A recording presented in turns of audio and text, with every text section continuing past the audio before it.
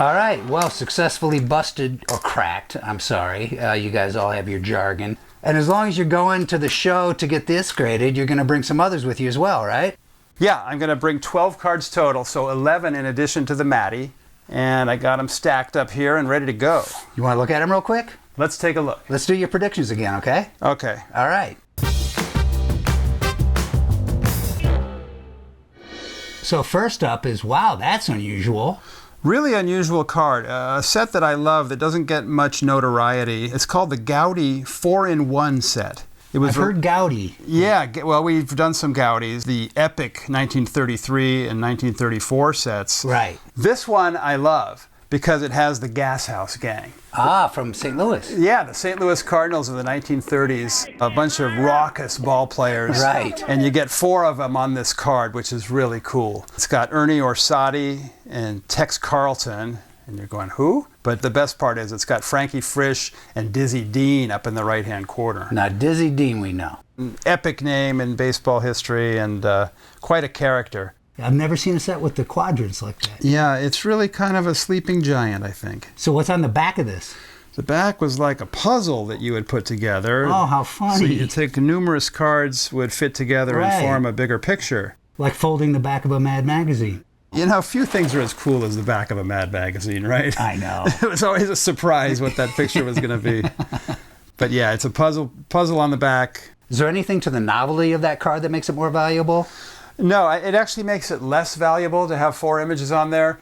Multiplayer cards never seem to sell for as much. Even into the 60s and 70s, they would put numerous players, big superstars. But the single cards of the player always sells for more than the multiple images. Interesting. Yeah, unless it's a Nolan Ryan rookie card or something like that. Right. All right, well, prediction time. I'm going to go ahead and say this one gets a 5. Ooh. The centering is good enough. The corners are excellent. Oh, well, we'll see. We will see. All right, what else you got?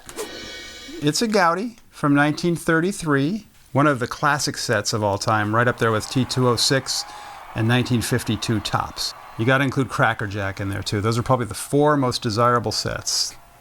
This is a beautiful card of Billy Herman. He's a Hall of Famer that played with the Cubs. The yellow and green background is just so cool. The artists were top-notch, and this Billy Herman card is no exception. What's your prediction on this one? I'm going to say 4.5 on this one. Close to a 5, but that centering is awfully close to the top.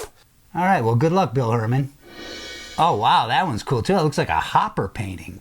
I'm really glad you said that, Bart, because I have always thought that these early 50 Bowman cards look like little works of art. Bowman, never heard of them. Yeah, they were big in the 40s and 50s. In the 30s, it was pretty much Goudey, but once you get into the late 40s, Bowman was king of the hill. Oh, cool. Duke Snider, Hall of Famer, great outfielder for the Brooklyn Dodgers. Classic. Good guy as well. You can see that the 1950 cards did not have a name on the front. It's just like a little painting. Yeah. Oh, and there's the back. Edwin Duke.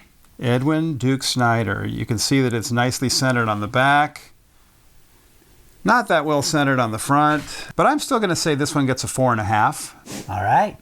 Duke. Duke Snider. Oh, is that another one of those? Well, it's pretty close. This is a 1952 Bowman, as evidenced by the faux signature. This is Johnny Mize, one of the most underrated Hall of Famers there is. I have heard of him. Yeah, this guy put up tremendous numbers, mostly for St. Louis, but also for the Yankees. Love the colors. I love the depth to it. This one looks almost like, you know, those apps where you can like make an avatar? Oh, yeah.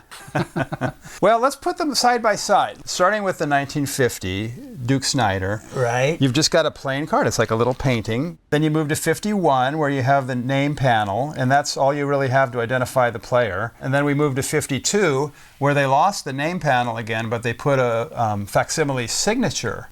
Well, that one looks really good. I mean, never mind the registration, but it's all, you know, centered and beautiful. And what are you giving it? I think it's just a little better than excellent, a little better than a 5, so I'm going to guess 5.5. All right, 5.5 for Mr. Mize. Mr. Mize. Okay. Then we saw in your Bowman examples by the year, this is 51, and that's Bob Lemon. Bob Lemon, a Hall of Fame pitcher, a great pitcher. Went on to become a very good coach and manager. This is a nice action shot. I just love how he's kind of rearing back, just ready to let one go. The shoulder patch is cool. The back does have the classic stain from the gum. If it's the last card in the set, it's going to get a stain like that. But that's common and shouldn't hurt the grade very much. I can't see this one going below a 5. It's just too nice. Okay, well, hopefully it won't be a lemon. Sorry, Dad. Well, that must be another 51, right? Because of the black name box there? Now you got it. That is a 51 Bowman as well. Very nice one. And if that last card, even if it is a lemon, this one's a win. Oh. Early win. Okay, I'll show myself out. Early Win is the guy's name? Early Win. And he's not just a guy. He was a 300-game winner. Oh, my gosh. You know, there will probably never be another 300-game winning pitcher. I love that font they have for baseball. Yeah, isn't that cool? Yeah. Now, this one has no stain on the back, which is a nice little bonus. Yeah, I don't really know a whole lot about Early Win other than that he's a Hall of Famer, and any Hall of Famer on a 51 Bowman is going to be pretty desirable. So there you go. That's what I know about Early Win. Oh, yeah, this guy. I heard of him. What a beautiful card. Are we going chronological here? That's got to be 50s, right? It's the 52 because it has the facsimile signature. It is a beautiful Stan Musial card, and I think he's a top 5 player of all time. I don't think he gets the due that he's deserved. Yeah. He's an all-star over 20 times. Just a fixture in St. Louis. A great guy as well as a great player. Turn it around. So all the type is all black here. The other one had some color. Yeah, well, the other was 51, and this one's 52. You can see the difference. Yeah, I wonder why they changed it. I guess they probably saved a tenth of a penny by going straight line. Exactly. Look at that card. Isn't that a work of art? I just think this is one of the most beautiful cards ever made, actually. Yeah, that's just a lovely card. So what do you give it? I am going to give this one a straight 5. All right, Stan the man. Let's get the 5. Come on, Stan. You can do it. Now, this is Duke, and it looks different altogether. Is this a different set, or is it? Yes, it is. This is from the iconic 1952 Topps set. 1952 is considered Topps' first real, true set of baseball cards. It's most famous for having the ultra-expensive Mickey Mantle, and this is from that same set. With the background out of focus and everything, they're really getting fancy. A little more graphically involved now, too. Yeah, the graphics are really interesting. Now, they did a lot of portraits in this set, and sometimes the portraits would almost have an aura around the player's head. But I like the full body shots and the action shots. You got Duke Snider, you got 1952 Topps, you got the beautiful artwork, problem-free back. That's the first time that I've seen the stats in boxes like that. Topps, mostly in the 60s, would list every single year, even their minor league stats. Right. To me, everything comes together with this card. Yeah, I totally agree. What do you think they'll say? I think they're going to like the corners a lot. They're not going to love the centering, but that's not enough to downgrade it. I'm going to go straight 5 on this one. Sounds good. Holy moly, look at Jackie. Jackie has so many great cards. I could say for 5 or 6 of them, this is my favorite Jackie card. That's got it all. It's got the portrait and the action. Yeah, 1954 Topps. So this is 2 years later than the one we just saw with the portrait and the action shot together. This one's really cool because you got Jackie kind of looking to the side, and then you have his action shot where he looks like he's in the middle of turning a double play. 1954 Topps. I mean, it doesn't get much better than that. And what are you predicting? I don't think it quite makes the criteria for a 5. You know, the centering is about 80-20 left to right. But you're saying just get to it. Give me a number. I'm going to say 4.5 on this one. Wow, that's a beautiful 4.5. Yeah, 4.5. Let's look at the back. Now, a lot of times you'll see this green is susceptible to the chipping. This isn't too bad at all. The Mary Worth comic strip on the back? What is It did have a comic on there. Really fun. 42, give us a 4.5. Yeah. We got a couple more? 2 more. We got Stan the Man yet again. Now it's starting to look a little more like around the 60s. Yeah, now we're getting towards cards that we would identify with. Not quite. I mean, we're not that old, but this is 1962, but it has the look of a card like we would collect when we were kids. With the wood grain. I've never seen a little page curl like that, though. That's cool. Yeah, the page curl is cool. You got the wood grain, which makes this a very difficult set to collect in pristine condition. Any damage shows up. up, right? Right. And you might remember in one of our previous reveals, we had Clemente that got a 6. It was not as nice as this one. Can we see the back? Got the cartoon again.